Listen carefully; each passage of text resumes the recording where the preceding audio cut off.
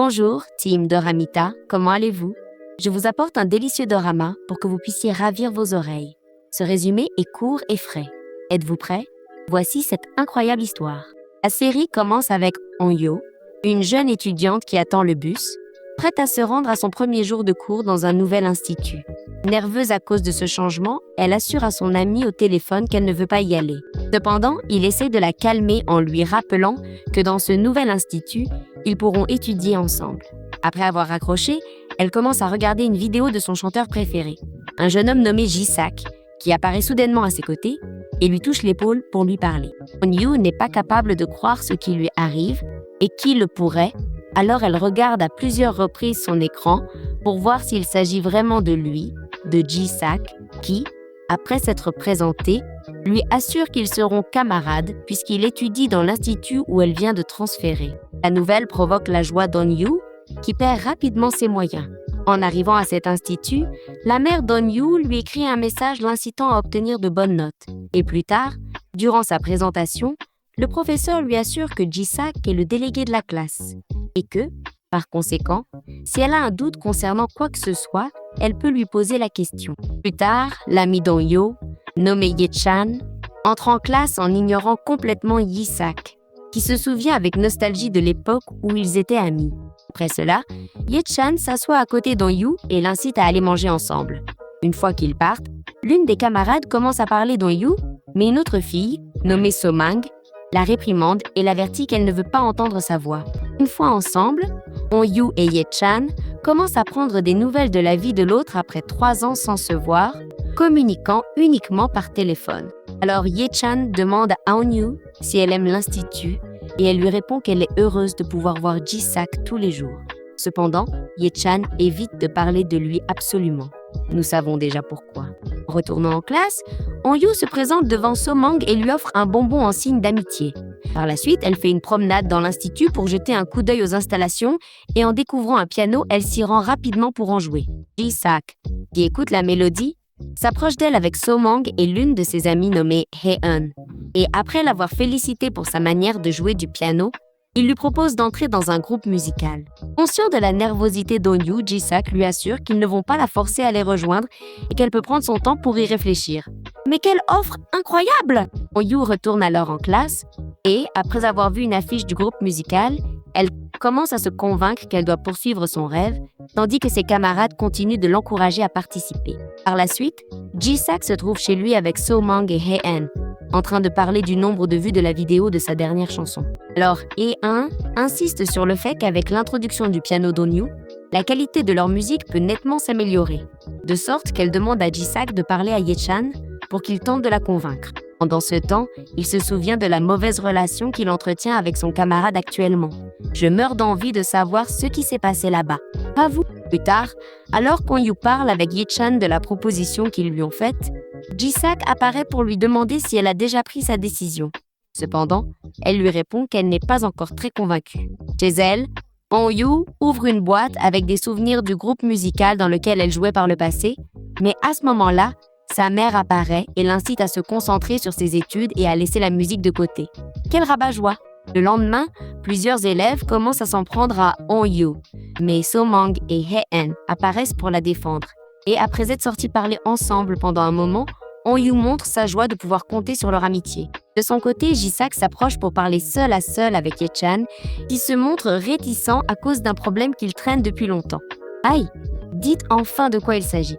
À ce moment, Onyu apparaît et part avec Ye-chan. Elle l'incite à rejoindre le groupe musical avec elle, en lui rappelant, face à son refus, quel bon chanteur il a toujours été. Le soir, Onyu se convainc finalement et commence à composer de la musique pour le groupe, et le lendemain, elle communique sa décision de rejoindre les autres membres, qui célèbrent rapidement son intégration avec elle. Plus tard, une vidéo de Somang emportant chez elle les restes de nourriture du restaurant où elle travaille est diffusée dans tout l'institut, de sorte qu'Onyu et ses amis commencent à réfléchir à un moyen de l'aider. Néanmoins, lorsqu'il s'approche d'elle pour lui parler, elle refuse à cause de la honte qu'elle ressent et part seule, pour ensuite passer son temps à travailler avec sa grand-mère.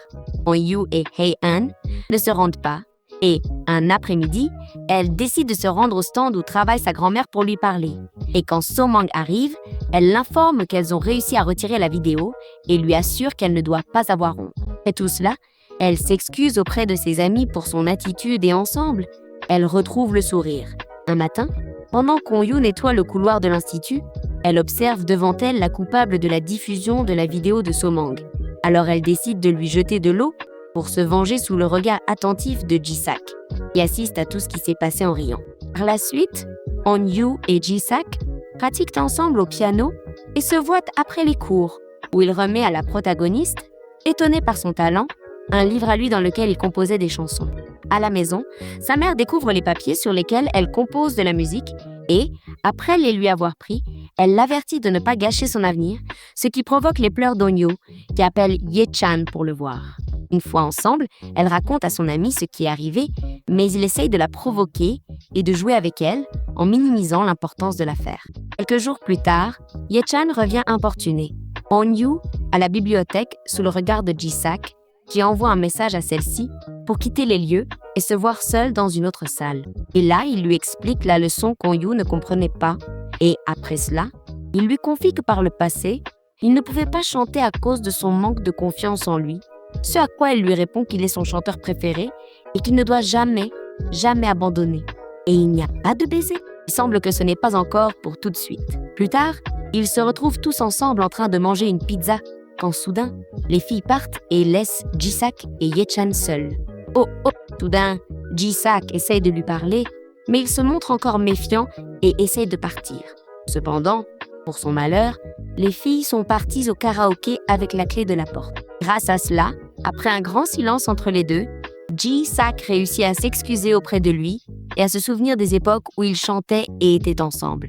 Ah, je le savais! Par la suite, il est montré que le problème entre les deux venait d'un malentendu de Ye-chan, qui a pensé que Ji-sak avait décidé de lancer sa carrière en solo en tant que chanteur sans compter sur lui, alors qu'en réalité, il avait décliné l'offre musicale qui leur avait été faite après le refus de l'agence de les engager tous les deux. De sorte que finalement, Ye-chan s'excuse auprès de lui et ils reprennent leur amitié.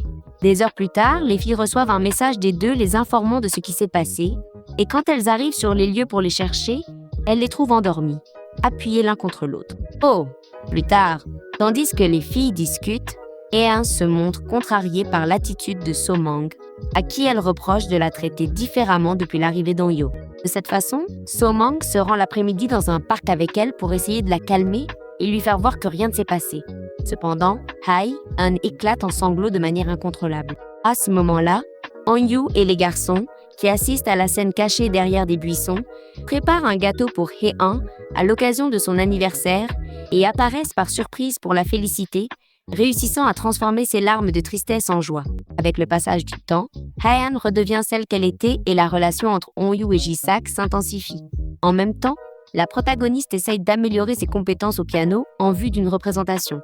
Cependant, alors qu'elle prend plusieurs photos avec ses amis, elle leur confie la nervosité qu'elle ressent, mais elle l'encourage étant donné son immense potentiel. Et de cette façon, On-Yu continue de pratiquer, et puisqu'elle n'a pas de piano chez elle, elle s'exerce sur une feuille de papier sur laquelle elle a elle-même dessiné un piano.